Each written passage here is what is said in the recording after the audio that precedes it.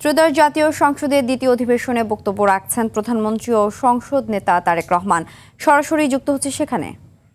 আমি মাননীয় বিরোধী দলের একটি কথাকে কোট করে বলতে চাই যে আমাদের লক্ষ্যই হচ্ছে জনগণের অর্থ জনগণের কল্যাণে উৎপাদনশীল খাতে ব্যয় হবে, এটিই আমাদের নীতি, এটি আমাদের লক্ষ্য।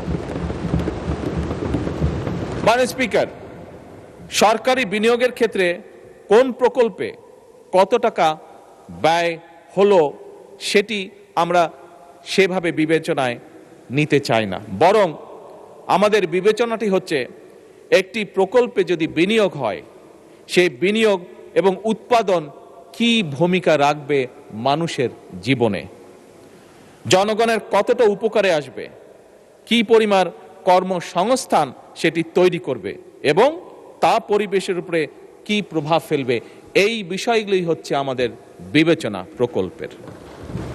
আমাদের অর্থনৈতিক কৌশল তিনটি ধাপে আমরা বাস্তবায়ন করতে চাই মাননীয় স্পিকার। প্রথমটি হচ্ছে পুনরুদ্ধার, উত্তরণ ও পুনর্গঠন।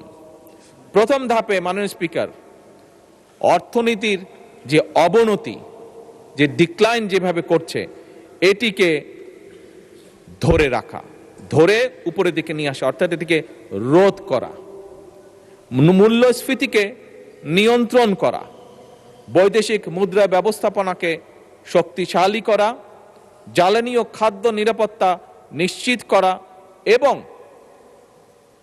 একটি রাজনৈতিক সরকার হিসাবে একটি মূল যেটি লক্ষ্য হচ্ছে প্রান্তিক জনগোষ্ঠীর সুরক্ষা বৃদ্ধি করা।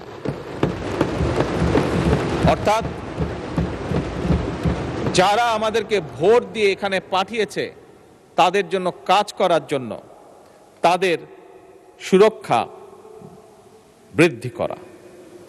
মাননীয় স্পিকার, দ্বিতীয় ধাপে আমরা চাই রাজস্ব সংস্কার, ব্যাংকিং খাতের পুনর্গঠন, বিনিয়োগ পরিবেশের উন্নয়ন, রফতানি বহুমুখীকরণ এবং অবশ্যই অবশ্যই কর্মসংস্থান সম্প্রসারণ করা। তৃতীয় ধাপে মাননীয় স্পিকার, উৎপাদনশীল, উদ্ভাবন নির্ভর, প্রতিযোগিতা এবং অন্তর্ভুক্তিমূলক অর্থনীতির ভিতকে সুদৃঢ় করা। মাননীয় স্পিকার, আমরা বিশ্বাস করি শুধু জিডিপি প্রবৃদ্ধির হার বাড়লেই প্রকৃত উন্নয়ন হয় না।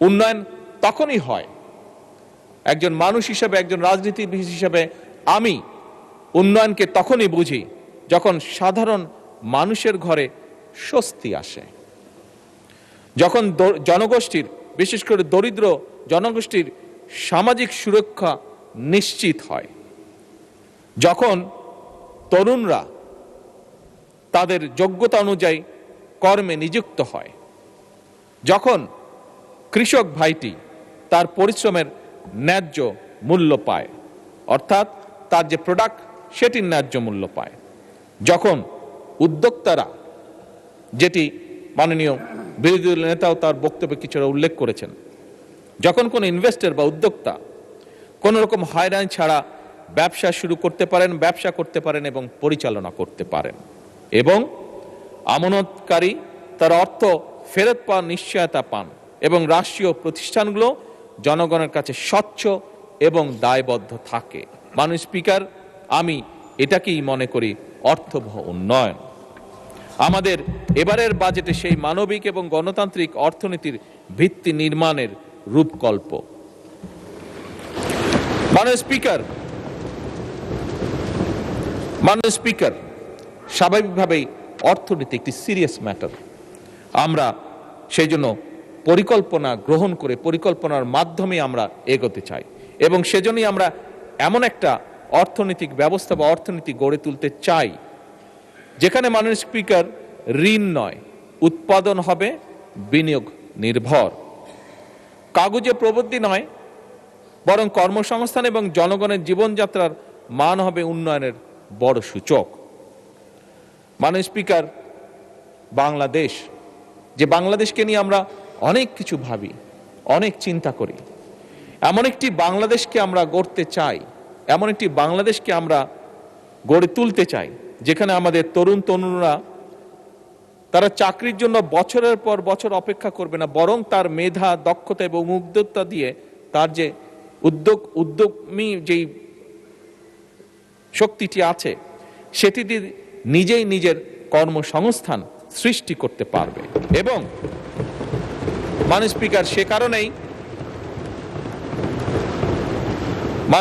সে কারণেই আপনি খেয়াল করে দেখবেন এবারের বাজেটে আমরা যেটি চেষ্টা করেছি, মাননীয় স্পিকার, 100% সফল এখনো হয়তো আমরা হতে পারিনি, কিন্তু আমরা যে উদ্যোগটা গ্রহণ করেছি, যে চেষ্টা করেছি, সেটি হচ্ছে দেশীয় শিল্পকে বিকাশের জন্য আমরা সব রকম প্রাধান্য দেওয়ার চেষ্টা করেছি। এবং একই সাথে মাননীয় স্পিকার, নতুন কর্মসংস্থান যেখানে যে সেক্টরে সৃষ্টি হতে পারে সেটির পথ আমরা সুগম করার চেষ্টা করেছি। মাননীয় স্পিকার, আমাদের লক্ষ্য, আগেও বলেছি মাননীয় স্পিকার, আমাদের লক্ষ্য হচ্ছে একটা বাংলাদেশ তৈরি করে যেটা হবে উৎপাদনমুখী দেশ, রফতানিমুখী এবং উদ্ভাবন নির্ভর অর্থনীতি রূপ তৈরি করা আমাদের। এবং এ কারণেই কিন্তু মাননীয় স্পিকার, এখানেও আমি বলেছি, আমাদের শিল্পমন্ত্রী ওনার একটি বক্তব্যে কয়েকদিন আগে বলেছেন, আমরা যে সকল বাস্তবায়নের জন্য এই অর্থনীতির যে গতি চাকা, এটিকে বেগবান করার জন্য মাননীয় স্পিকার, আমরা বন্ধ এবং রুগ্ন যে শিল্প কারখানাগুলো আছে সেগুলো চালু করার বিভিন্ন রকম উদ্যোগ আমরা গ্রহণ করেছি। মাননীয় স্পিকার,